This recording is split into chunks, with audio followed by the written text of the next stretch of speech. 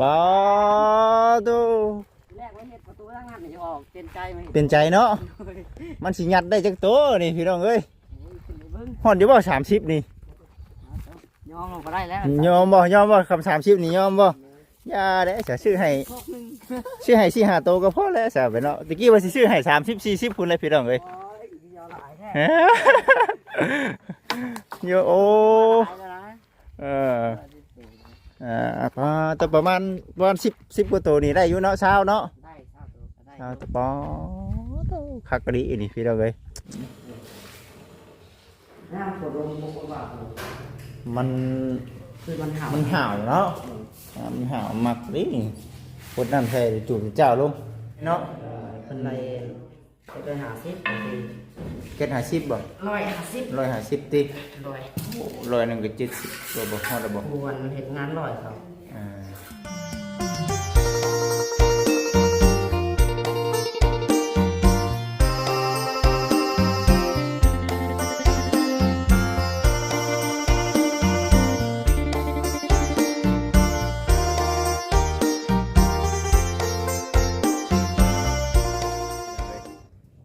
บรรยากาศแบบนี้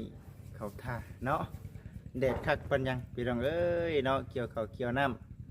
ำถือว่าถึกใจของทางชาวไร่ชาวนาเฮาอยู่กับทางพ่อค้าชาวขายอยู่พี่น้องเอ้ยแบบนี้ก็ได้เนาะเอาพี่น้องเอ้ยกราบทักทายสบายดีเด้อกราบสบายดีสวัสดี FC ทุกท่านทางฝั่งลาวฝั่งไทยทั้งต่างประเทศพ่อกับบ่จิตเนาะอยู่ในช่วงบรรยากาศก็10 โมงนี่แหละพี่น้องเอ้ยบ่จิตเองก็สิมาอัปเดตเนาะในเรื่องตากะโลเนาะแล้วก็โคกแบ้ของทางน้องไซลาและก็ทางน้องถือทองเพิ่นที่ว่าทางผู้รับผู้ใหญ่เพิ่นมอบหมายงานให้กับบ่จิตนั่นแหละพี่น้องเอ้ยเดี๋ยวสิเบิ่งบัดนี้ก็ได้คันว่าโคกแบ้เพิ่นแล้วบ่จิตเองก็สิคนคั่วเบิ่งเรื่องแบ้เด้อบัดนี้ก็ได้เด้อว่าสิได้อยู่ประมาณจักโตเนาะคือว่าพี่น้องเอ้ยเนาะเดี๋ยวสิไปเบิ่งตากะโลน้ำแน่น้องเพิ่นติดบ่มานี่เดี๋ยวว่าจังใดเนาะเพราะว่าอุปกรณ์เฮานี่ถือว่าครบเลยเด้พี่น้องเอ้ยเนาะมีแต่ว่ารอถ้าทางน้องๆเพิ่นเฮ็ดแล้ว ไปซั่นเด้อพี่น้องเด้อเดี๋ยวบ่จิตเองสิไปอัปเดตของเป้เนาะให้กับผมพี่น้อง FC ได้เบิ่งได้ชมได้ตากะโลเพื่อนของทางน้องถือทองทางหลังนี่เป็นบ้านเนาะน้องไซละเพิ่นพี่น้องเอ้ยไปพี่น้อง บรรยากาศเนาะเขาท่าพี่น้องเอ้ยคักปันยังเบิ่งดูเสียงเซลอยู่ได้ล่ะน้องๆเพิ่นเฮ็ดแต่บ่หรือว่าจังใดเนาะเกินงามเลยพี่น้องเดินเนาะทาสีเข้าไปแห้งสีงามคักเนาะพุ่นแหละหาได้หามีพุ่นแหละพี่น้องเอ้ยน้องๆเพิ่นก็ได้สำนี้ก็ถือว่าเป็นบุญวาสนาของทั้งน้องถุยทองน้องสลาเพิ่นเนาะที่พระผู้ใหญ่เพิ่นจัดการให้เนาะบ่จิตเองสิมาอัปเดตเบิ่งก่อนน้องๆเพิ่นติดแล้วบ่หรือว่าจังใดเนาะฮึบเข้าท่าฮึบเอ้าเนาะจังใดล่ะบัดนี้มีสมาชิกใหม่แล้วบ่บัดนี้น้องชายล่ะเอ้ยอะเนาะเอาสบายดีน้องสบายดีจังไดกำลังเนาะกำลังติดพี่น้องเลยขอท่าเนาะแรกพี่น้องกำลังเริ่มเนาะกำลังเริ่มโคกเบ้เขาแล้วบ่เรียบร้อยแล้วได้ นะยังแต่อนามัย เนาะด้วยมันแดดอยู่เลยบ้างติดตัวนี้ก่อนใหญ่เวลาเห็ดเนี่ยเดี๋ยวสิไปเบิ่งพี่น้องเลยเดี๋ยวสิไปเบิ่งว่ามันสิสิว่าจังไรเนาะมันสิหับแบ้เฮาได้อยู่บ่ล่ะนะได้อยู่เนาะได้อยู่บ่คนขึ้นเชียร์คนยังบ่เป็นหยังบ่เป็นหยังบ่มาไล่เฮ็ดได้เลยมันได้ยังเนาะบ่ยากดอกที่นั่นติไม่เตาอยู่หน้าผมยังทันได้ออกไปเอาเทื่อเอารถไถออกไปแก้วแป้นเป็นบ่เอาเป็นเนาะเป็นหลังเตาแบบกาดขึ้นเลยเอากาดขึ้นเลยเอามาตอกไม้ใส่เป็นขันให้มันแล้วฉันสบายแบบนั่นแหละ ช่วงอันน่ะมันแดดปุ๊บเข้ามาเฮ็ดทางนี้ก่อนเนาะ โดย เอาสั่นพี่น้องเอ้ยมีแต่ว่าเบิ่งๆนะสิเบิ่งก่อนเด้อหากระติดเด้อว่านี่ข้างนี้บ่ติดแล้วเนาะข้างนั้นเนาะ แต่นี่ เอ้ากำลังหากระเบิดปูนสอบหนึงบ่อ้าวเด้อพี่น้องเอ้ยเนาะแม่นบ่นี่แก๊สหนึงบ่นี่หากระเบิดแก๊สหนึงเนาะ แค่ละสอง อ่า ไอ้นี่นาเนี่ย มันหนาเนาะยิงตามหนาเฮือนเฮาได้เนาะหนาเฮือนเฮาพี่น้องเอ้ยถือว่าสวยงามกำลังเด้อ มีหมูคูมาซอยได้ไหม มีหมูน้ำเนาะมีหมูมาซอยน้ำไข่ยีดอกแบบนี้เนาะ น้องเวียด น้องเวียด เด้อ น้องเวียด น้องเจ้เด้ น้องเจจังหวะแท้ มาที่นี่ เพิ่นมาซอยพี่ มาดินน้ำ มาดิน เฮ็ดเอาแปลกนั้น เนาะยังหน่อยผสมปูนให้เฮาก็ยังดีบ่ได้เนาะ โอ้ยบ่ได้อะไรกินต้มอันประเทศกินต้มไก่กิน อ๋อตอนเที่ยงสิต้มอันน่ะให้ไก่กินเนาะ เลยทุกอย่าง เอากำลังเด้อเนาะกำลังเฮ็ดเด้อพี่น้องเด้อหากระเบิดไปแก๊สหนึงมาอัปเดตก่อนก็เมื่อวานนี้เฮ็ดทางคอกแว่บ่ประมาณ ด้วย คุณ มืดมาเลย น้องสีทองก็ได้กำลังพี่น้องเอ้ยน้องสีทองน้องจ้อยเฮาน้องที่สบายดีเนาะพุ่นน้องยังใช่พุ่นนี่ ตามสวัสดี สบายดี คนงาน อ่า งานน้องเวียดตื่น ไปใส่ไปห้ามไปเบิ่งโคกเบ้ครับผมเบิ่งโคกเบ้ก่อนเด้อน้องสีทองเด้อเฮ็ดถ่าเนาะโอ้กำลังแล้วสันดีแล้วเนาะมันอยู่ในขั้นตอนเนาะขั้นตอนของสุดท้ายเด้มันอยู่ในห่มแน่ น้าแพ้อยู่ สิ่งมาคนเดียวเลยมานี่ ใส่มอเตอร์ไซค์ ใส่มอเตอร์ไซค์มาเลยพี่น้องเอ้ยเนาะว่าไปส่งชามินะ บ่ได้ยินเสียงมันคือทำหัวคิดมากเลย ไปส่งชามินะเพิ่นอยู่หน้าได้เกี่ยวข้าวบัดอันนั้นเฮาไปเวียกเฮาก็เล่นไปหน้าเลยเห็นนะเอารถใหญ่บัดมันบ่ฮอดหน้าบัดนี้ เรียบร้อยได้ ปอตู แรกว่าเฮ็ดประตูทางนั้นจะออกเป็นใจไหม เป็นใจเนาะมันสิยัดได้จักโตนี่พี่น้องเอ้ย ขึ้นไปเบิ่ง ฮอดอยู่บ่30นี่ ยอมลงไปได้แล้ว ยอมบ่คำ30นี่ยอมบ่อย่าเด้จะซื้อให้ พวกนึง ซื้อให้4 5โตก็พอแล้วซะไปเนาะตะกี้ว่าสิซื้อให้30 40พุ่นเลยพี่น้องเอ้ย โอ้ยยาวหลายแท้ โยโอ หลายแล้วนะ เออพอตัวประมาณ10กว่าตัวนี่ได้อยู่เนาะเช้าเนาะ ได้เท่าตัวก็ได้ เช้าตะปอคักกะดีนี่พี่น้องเอ้ยได้เรื่องเนาะ ร้อย สวยงามพี่น้องเอ้ยตะนางเฮาผู้ดีเป้บ่ ไป หรือ เล ว่าย หรือว่า ได้ปิดประตูเลย ผู้ดีปิดเลยเนาะ เลย นะพี่น้องเอ้ยเนาะนี่เด้ผู้ดีเลย2ก้อเฮากัน3แม่นเดือเนาะ เลย เมื่อวานนี่เบิดมื้อที่เมื่อวานนี่ เลย เบิ่งก่อนบ่ทั้งน้องๆเพิ่นเฮ็ดแล้วบ่บ่ แค่บาทนี่ ที่บ่ เฮ็ดทางออก ทางบ่ตัวนี้ต้องทางเบิดบ่พูน ทางแล้ว ออกเบิดซะติ เลย ให้มันเป็นเนาะ คนแรกตอนแรง อื ๆจะเบิ่ง ม เคยทองกับชมมาพี่ต่อ เฮ็ดออก ปักแปลกไป ทางออกเนาะ เลย ทางออกให้มันเป็นกะว่าบันไดเฮานี่กะว่าเมื่อใดสิมาใช้ จังวะ เออ บ่บื้นกับบ่ฮือนั่นแหละ ครับ ไปรถ บอกได้เด้อสมมุติมันยังบ่สมบูรณ์เด้ตัวนี้ได้เนาะมีบันไดก่อนวะ มีบันไดก่อนได้จังเอาแว่มาเนาะ โดย โอ โอเค เอาเดี๋ยว น้องหลามาแล้วได้ตัวหนึ่ง เอามาเด้ แม่น้องหลาเอง อ๋อมันบ่เงาบ่ตัวเดียว ปล่อยไปกับแม่น้องจ้อยอยู่ เออ ตัวผู้ตัวแม่ ตัวแม่ แค่นี้ก็เป็น สีขาว สีขาวป่ะแค่นี้คำว่าเอาหักอยู่ของน้องจ้อยป่ะ ด้วย อืม ทีแรกอยู่กับแม่กันตัวเดียวละกันครับเมื่อบ้านเพิ่นเมื่อประจำอยู่พุ่นวาดบ้านเพิ่นก็ได้สูญเสียเสาหลักของเพิ่นไปแล้วในการก็อยู่พุ่นท่าบ้าน มันก็สิเป็นสาวรักบ่บัด น้อย พาอันน่ะพาแม่เฒ่าเฮ็ดได้เนาะบัดนี้เนาะเฮ้ยอันนี้พี่น้องเฮ็ดจังได๋ งัวทั้งอย่างงัวเราก็ตัวหนึงแบกตัวหนึงขนเมื่อวานนี่เพิ่นเบิดแล้ว เอาใหญ่เด้ซะไปสร้างครอบครัวไผลาวพี่น้องเอ้ยส่วนพ่อกับแม่ก็เบิ่งน้องๆนี่แหละนี่ น้อย อยู่ใกล้ๆเพิ่นเบิ่งแย่งเพิ่นเนาะปอเบิ่งก่อนเนาะพอดีแล้วสำนี้เนาะอ่าเบ้นี่คือว่าได้พี่น้องเอ้ยเนาะสูงก็มักเนาะชุดบ่ได้แห้งมาก สูงบ่ได้แห้งมากเพิ่นมักสะอาดได้เบ้นี่พี่น้องเอ้ยเพิ่นตีก็จนฮักติจักเท่าใดเด้อยัดเข้าไปก่อนนะพี่น้องเด้อเพิ่นเด้อ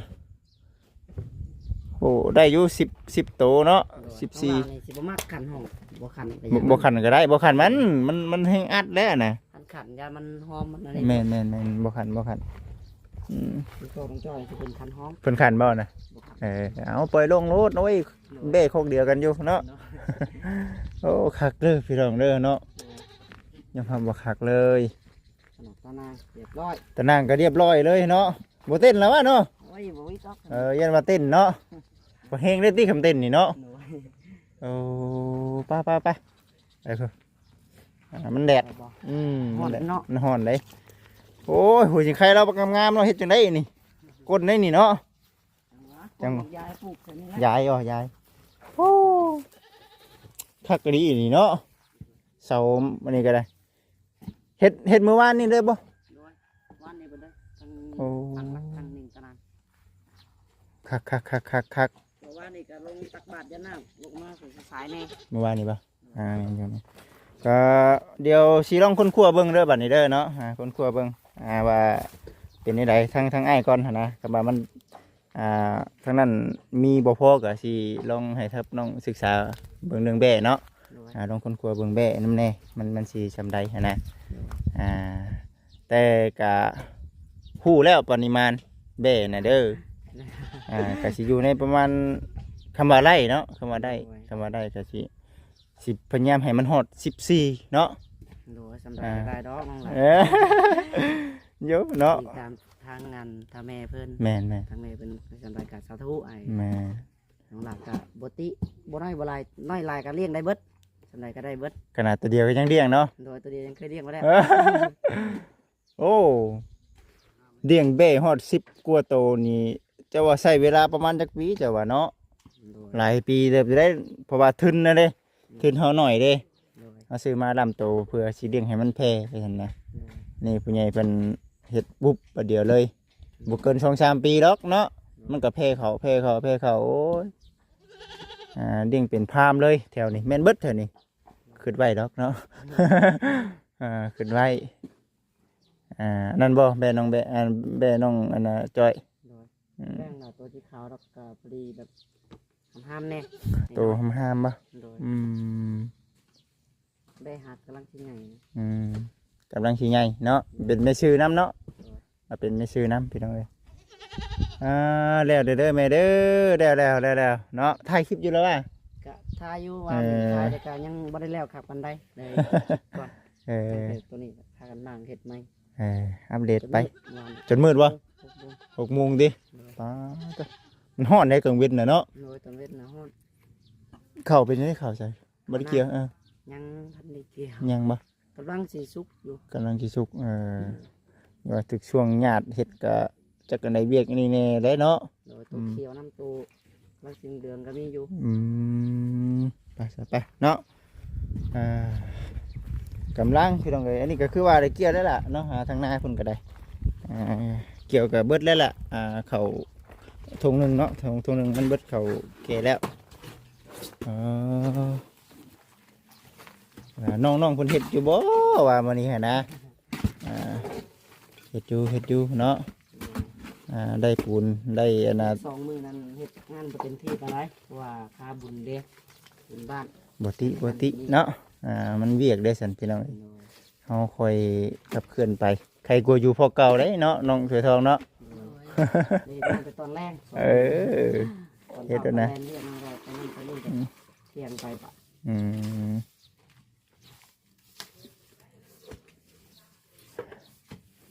อันนี้ชอบหนึงบ่นี่เบิ่งไปสันพี่น้องเอ้ยโอ้คักเนาะเบ้โคกเบ้คักแล้วพี่น้องสำเร็จแล้วเดี๋ยวสิลองโทรหาหมู่ก่อนบัดนี้หมู่เพิ่นมีเบ้เด้ ดีบ่ แม่น ทั้งหมู่อ้ายเพิ่นมีแว่เพิ่นโทรมาหาอยู่บ่เอาบ่แว่นี่โอ้ยว่าหยุดก่อนว่าโคกแล้วก่อนว่าซั่นเดี๋ยวสิเดี๋ยวสิลองเบิ่งบาดนี่ว่ามันสิเขาสิขายให้จักโต ไปตั้งแล้วนะ ปึ๊บเพิ่นเคยเฮ็ดบ่นี่บ่าวหยังก็น้องหยังก็นี่น้องตาลลุงน้องเอ้ยเวียดเอ้ยเวียดบ่ให้บ่มาเฮ็ดนี่ฮะเนาะ มาหลินน้ำพักผ่อนน้ำ พักผ่อนติ พักผ่อนน้ำพักผ่อนตัวนะครับเจอเวียกอีก เนาะมาพี่ก็เฮ็ดเวียกอีกเด้อนี่เนาะ พักผ่อนครับมาเอาไปเจอเวียกโอ้ยมูเห็นเวียกนะ อยู่เนาะบ่ได้ดำเกี่ยวข้าวบ่ใช่ยังบ่เฮ็ดหน้าคือกันบ่ เห็นอยู่ แต่ว่าช่วงนี้ยังบ่ทันเกี่ยวเนาะ โอ้ย มีแต่เวียกแล้วพี่น้องเอ้ยช่วงนี้เนาะผู้ใดก็ได้ กูก็รู้อยู่ข่าวหน้าก็เริ่มชุด เริ่มไหนเนาะข้าวปูให้มันแล้วจักหน่อยแล่นน้ำมะนาวเข้าหน้าอีกก็พอแห้งเนาะใครในแล้วพี่น้องเอ้ยบาดนี่ ไปย่านน้องท้องรู้จังแต่ในนอนญี่ปุ่น น้องสิท้องบ่สิประจำคือแต่ว่าให้ช่างเจ็ดได้ใช่เพิ่นมีเวียกทำอีกเนาะก็แม่เขา โดย เรียนโดยหน้าโดยเห็นว่าตัวนะ ไอ้บ่ได้เบิ่งครับ ได้ได้ของข้า โอ้โหอันนั้นบ่เห็นอยู่เขาเจ้าก่อนะบ่ได้เลียวเบิ่งครับ มาดูเนื้อ มาชมก็อยู่หั่นบ่อืม หลังใหญ่เลยนะ ก่อเบิดเลยเนาะใครกลัวบ่มีแนวเฮ็ดคือว่าแหละห้องน้ำได้ครับโรงงานน้ำได้ข้างในแล้วเนาะ ยังขาดภาษี โอ้สุดเด็ดแต่ว่าทั้งเจ้าของเพิ่นสิให้เฮ็ดจังไดเนาะ ด้วย กำลังพี่น้องเอ้ยเบิ่งนี่เด้มาอัปเดตให้กับทั้งทำให้เพิ่นเบิ่งเนาะตอนนี้ก็ได้ยังเฮ็ดอยู่เนาะ แล้วจะถึงอะไร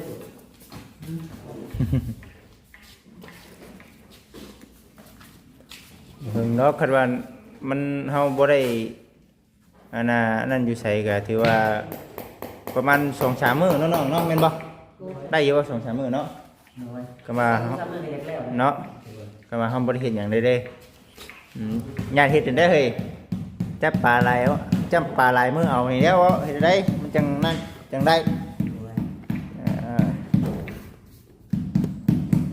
คนเพิ่นก็ว่าอยู่ฉันจับปลาหลายมื้อแท้บ่คิดว่าโอ้อยากได้หลายเนาะเฮ็ดได้ฉัน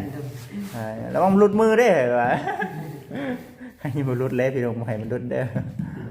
ต้องจำแน่นๆเนาะ จำแน่นๆได้เนาะจำแน่นรู้คือกันแล้ว ต้องพยายามพี่น้องเอ้ยเห็ดผมมันมีเหือมีแห้งเนี่ยเอาตอนมีเหือมีแห้งเอา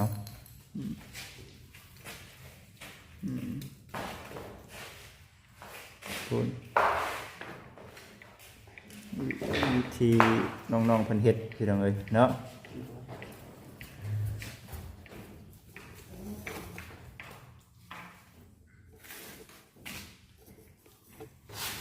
โซนนี้แบบนี้เนาะมื้อนี้คือสิติดแต่ตัวนี้นี่เนาะสิติดนี่ให้มันแล้วนี่เนาะตัวนี้พี่น้องเอ้ยไล่เข้าห้องทางนี้เลยเนาะสวยงามพี่น้องเอ้ยสวยงามนี่เด้ถือว่าเป็นตากะโลเนาะทางนี้ก็ถือว่าสำเร็จไปเร็วพี่น้องเอ้ยตัวนี้เนาะสำเร็จไปแล้ว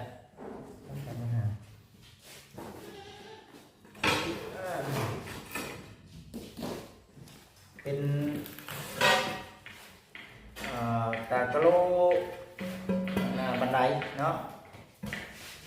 ส่วนของทางน้องเชลายังบ่ทันได้พี่น้องเนาะยังเดี๋ยวสิลองศึกษาเดี๋ยวสิลองหาเบิ่งเนาะของน้องเชลาเป็นแบบไรนะพี่น้องแบบนี้ก็ง่ายเหมือนกันเนาะของน้องเชลาเนี่ยงามมันเป็นหยาดได้พี่น้องได้ดีได้หยาด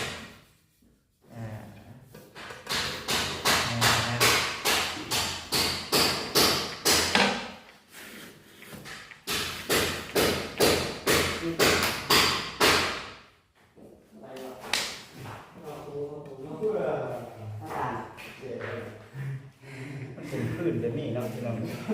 คิดมันขึ้นอยู่ว่าถ้าเอาไปเฮ็ดอันนั่นสิได้บ่เนาะพี่น้อง ถ้าได้ปันได้ปูเขาไป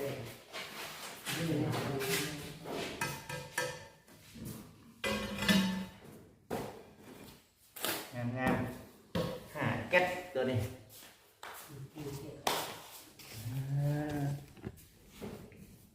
ต่อไฟมาแต่เฮือนน้องใส่ดาคุณได้นี่เนาะบ้านน้องถือทองยังบ่ทันได้ต่อใส่ได้พี่น้องเอ้ย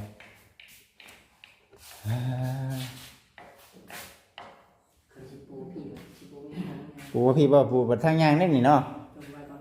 ตัวไว้เอาขอพี่เลยเนาะเบิ่งเอาเด้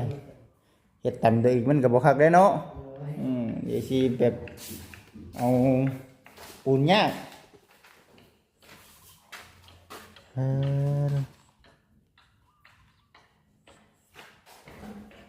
สวยงามพี่น้องเอ้ยเนาะเป็นโคกเบ้เนาะโคกเบ้ก็สำเร็จแล้วเดี๋ยวบ่สิโทรหาทางโมบัดนี้กันพร้อมแล้วบ่เดี๋ยวเนาะมาส่งเองให้ได้เนาะ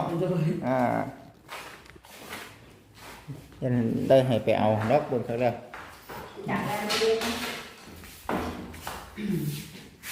เห็นไปช้างวันนี้ต่อเพียกบ่1เพียกเนาะ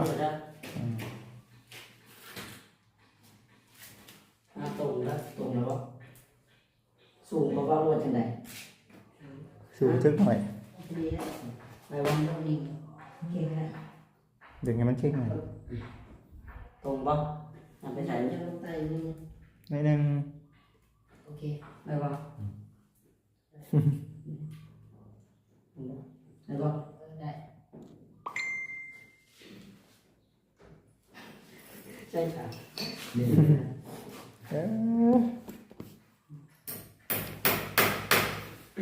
เอาไม้มาเต็งแล้วกันเอายังเต็งก็ได้ก้อนบล็อกเต็งมันตอกกับปูนได้ ตอกบ่ได้เนาะ มันแข็งมา ตอกลงเลยใครเลยเนาะมันต้องมีต่างหากได้เนาะตะปูนี่เนาะ มันตัวตะปูตอกปูตะปูมันเก่งตัวนั้น ตะปูไปนั่นก็มี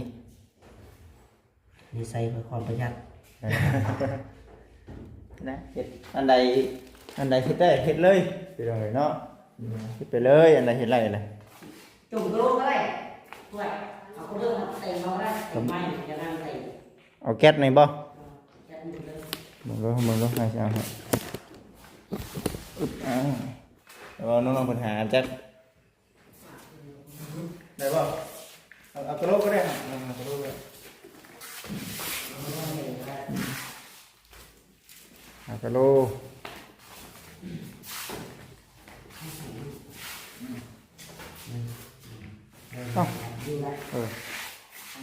บังเด้อได้บ่คือว่า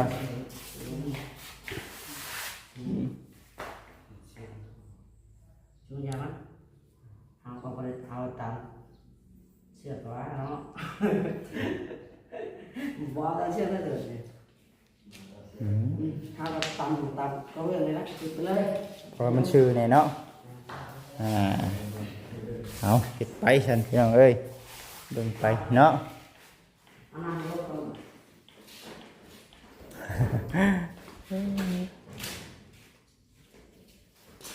น้ำมันลดขึ้น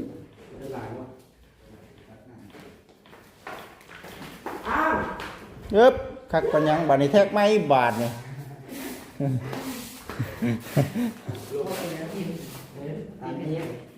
ใครในแต่เบาบ่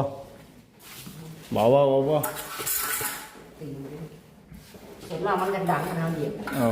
โอ้อยู่เฮือนก็คือกันในอยู่เฮือนก็คือกันเวลาเขาเจ้าติดบ่คักเด้เจ้าติดบ่คักเฮาเคาะก็ดังกุ๊กกิ๊กเคยโทรมาในของไผนี่ถามแม่ เราตามที่ เจ้โทรตามแน่น้องเอ้ย นี่เราไปขับรถกันเลยขับรถได้เลยนะ ขับรถบ่ เดี๋ยวให้เป็นเลย เพิ่นน่ะนะก็ดีแท้เนาะขับรถพุ่นบ่ให้ เอา เพิ่นให้เดือนเท่าไหร่ก็ จักเดือนนึง3ล้านดอก มันหักสมควรอยู่ได้เนาะเบี้ยเราก็ถือว่าเต็มที่คือได้เบี้ยแล้วเนาะ ที่ อืม ที่นั้น นักอยู่ได้ยังว่านักว่าเวียกน้ำปูนน้ำบล็อกนี่มันธรรมดาเนาะ โดยนักแล้ว นักอยู่ อีกอย่างก็เลิกคำแน่ ดึกคำพร้อมบ่ 6-7 โมง อ่าเอาดีได้พี่น้องเอ้ยเนาะเอาเฮ็ดไปเฮามันบ่มีในเฮ็ดได้ซะแต่เลือกได้เออเอามันเมื่อยได้พี่น้องยังว่าเมื่อยแต่ว่าบ่เฮ็ดบ่ได้บัดนี้ถ้าบ่เฮ็ดตัวก็บ่มีบัดนี้นะเพราะฉะนั้นก็ต้องสู้นั่นแหละพี่น้องเอ้ยเนาะ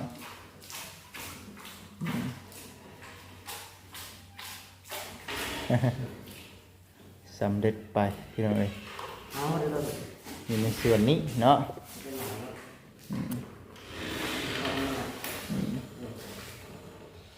น้ำฝนลงบุกว่า มัน คือมันห่าว มันห่าวเนาะมันห่าวมักดิพดน้ำใส่จูบเจ้าลง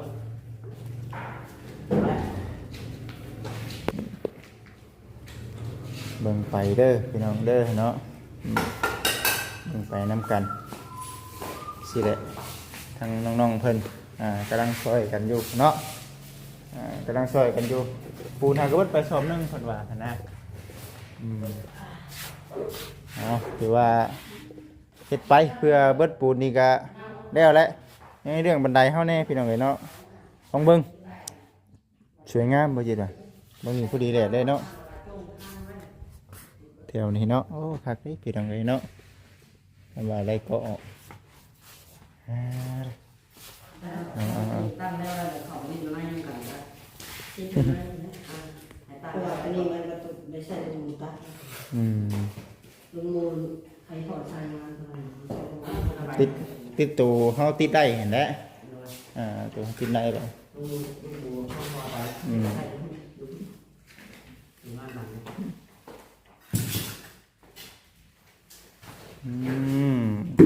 กำลัง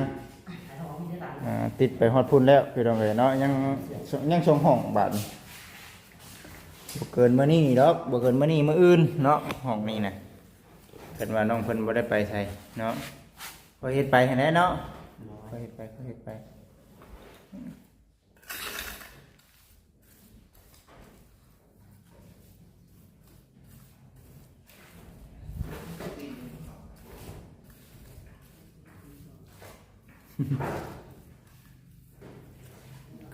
ยังใครจะเป็นติ๊กเองจ้างสร้างคนหลัง โอ้เพลงเมืองใหญ่เดี๋ยวนี้เขาเอาเท่าไหร่ก็เนาะสมมุติว่ามีคนจ้างเจ้านี่ โอ้ผู้เอาอันแบบอันนี้ก็700ไป แค่ร้อยปลายพุ่นได้เนาะ เป็นไรไปหาซิป เก็ด50บ่ 150 150ติ 100 100นึงก็70ตัวบ่ฮอดบ่ ควรเห็นงาน100เขา ดูครับอันนี้นะ ไหนเนาะเพลงอยู่พี่น้องไปติดตากะโลนี่ก็ คอยติดไปแล้วกัน แต่ว่าอยู่เขต แล้วไป อยู่ทางบ้านเก็ด50,000พี่น้องเอ้ยเก็ด50,000อยู่เขตบ้าน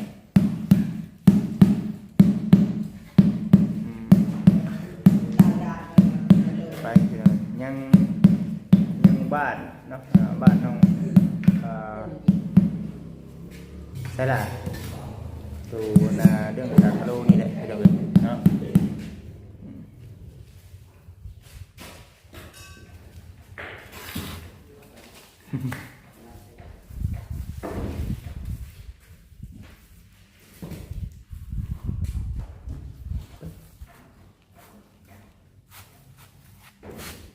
ใครได้เจอ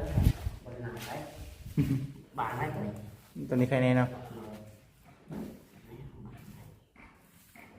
หนาได้แจนะ ไปพี่น้องพอหัวคักเลยคนมามีอันน่ะตากะโลนี่เนาะมันคือว่าปัดหันปัดนี่คือว่าสะอาดโดนหันนะมาเป็นแก๊สเลยประชันเด้อน้องจ้อย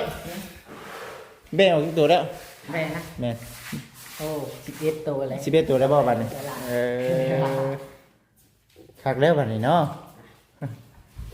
ยังมีตัวม่านอีกอยู่บ่ยังมีตัวท่องอีกอยู่บ่ จักบ่ง ยังบ่จักเด้เบิ่งเบ้ยังบ่จักเนาะ เลย หักตัวผู้ก็มีได้จักตัว สอง มันนำบ่นำผูงบ่ตัวผู้หรือว่า บ่เข้าใจ บ่ตัวผู้นะแปลว่าตัวแม่มันไปนำบ่วะ เลย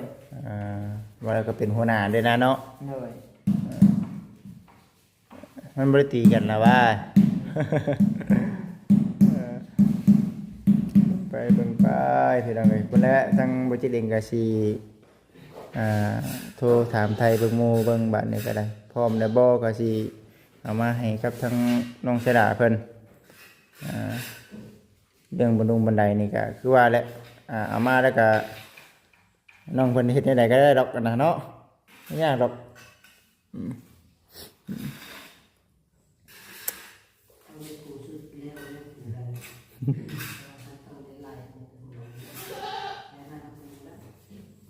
ครับเป็นอย่างอื่นเนาะเอาเบิ่งซะทางบ่จิตเองก็อันนี้บ่แม่น้องเสดานะ เลย แม่กับผ้าตัวเดียวนี่เนาะ ไปน้ำมูลต้นโอ้ยรถเหยียบรถตำมาฉันนะเนาะเบ้เราเดือตัวเดียวเขาหลอกเนาะกระบาบเราก็สบายเลยพี่น้องเนาะมันเป็นนั่นนะมันเป็นหมูเป็นพุงมันนั่นได้เนาะถือว่าสำเร็จไปแล้วพี่น้องเอ้ยเนาะอยู่ในส่วนของทางโคกเบ้เนาะบัจิตเองก็เดียวสิเอามาเด้อพี่น้องเด้อเนาะเพราะว่าทั้งแม่เราผ่านเงินมาให้บัจิตแล้วบัจิตเองก็สิไปซื้อมาเนาะพยายามให้มันได้13-14โตพี่น้องเลยเนาะประมาณ14โตเนาะประมาณนี้แหละเห็นทางแม่เพิ่นบอกบัจิตเนาะเดี๋ยวสิลองเบิ่งว่าเบ้มันสิสำใดนะเฮากับบ่จักเนาะว่าผู้ละคนเขาก็ขายบ่คือกันเนาะพี่น้องเนาะบางคนผู้เขาต้องการจากได้เงินเนาะเขาก็โอ้4-5โตก็2-3 ล้านก็มีได้เนาะผู้นี่คือเฮาอยากได้นี่เขาก็คือว่าได้พี่น้องโอ้เป็นหยังเนาะจังไดก็ตามแต่เนาะซ้ำนี้ได้ซ้ำนี้ก็ถือว่าโอ้สุดจะดีใจนำน้องๆเพิ่นเนาะเฮือนพี่น้องเอ้ยนี่ได้เห็นบ่เฮือนปลูกเฮือนปลูกชั้นให้ก็ตามแต่พี่น้องเนาะแต่ว่าบ่มีอาชีพนี่ก็อยากง่ายๆอยู่ได้เนาะอันนี้เป็นอาชีพหนึ่งเนาะหลายๆคนไปผันเนาะในเรื่องเวนี่แต่ว่ามันบ่มีเงินมีคำซื้อได้เป็น10 กว่าโตนี่เบิดหลายได้พี่น้องเอ้ยเนาะไม่ได้น้อยได้เนาะมีแต่ว่าอันนี้เป็นผู้ใหญ่เพิ่นเฮ็ดให้ได้จริงได้นี่พี่น้องเอ้ยถึงว่าโอ้10 กว่าโตน้องเพิ่นเลี้ยงได้นี่บ่เกินภายใน 2-3 ปีนี่บ่คิดว่าบ่อยากได้ก็ได้เงินเนาะดีได้ก็ว่ามันบทมีภาคได้พี่น้องเอ้ยเนาะไปชั้นเนาะสำหรับคลิปนี้ทางบริจิตก็เดี๋ยวสิจบคลิปแล้วก็สิโทรไปหาหมู่หาครูก่อนเนาะแบะเป็นได้เพิ่นจักโตเพิ่นลืมถามใช่ว่าพร้อมจะขายแต่ว่าบ่ได้บอกเขาว่าอันนี้ตัวแม่เนาะเอาตัวผู้มาเบิดพอแห้งแล้วเนาะไปชั้นสำหรับคลิปนี้เด้อพี่น้องเด้อเนาะขอขอบคุณเนาะทางแม่หลายๆเนาะที่ให้ทางบริจิตเป็นสะพานบุญให้ใกล้สำเร็จแล้วแล้วเพื่อนกันสำเร็จใกล้แล้วตัวเขาเบะสำเร็จแล้วเนาะเอาอยู่ดีมีแห้งเด้อแม่เด้อสุขภาพเข้มแข็งอายุมันขอดเงินเนาะโรคภัยไข้เจ็บอย่ามาใกล้อย่าไม่ไปเบียนได้แม่เอ้ยเนาะ FC นำสำหรับคลิปนี้ขอกล่าวคำว่าสบายดีอยู่ดีมีแห้งเด้อพี่น้องเด้อ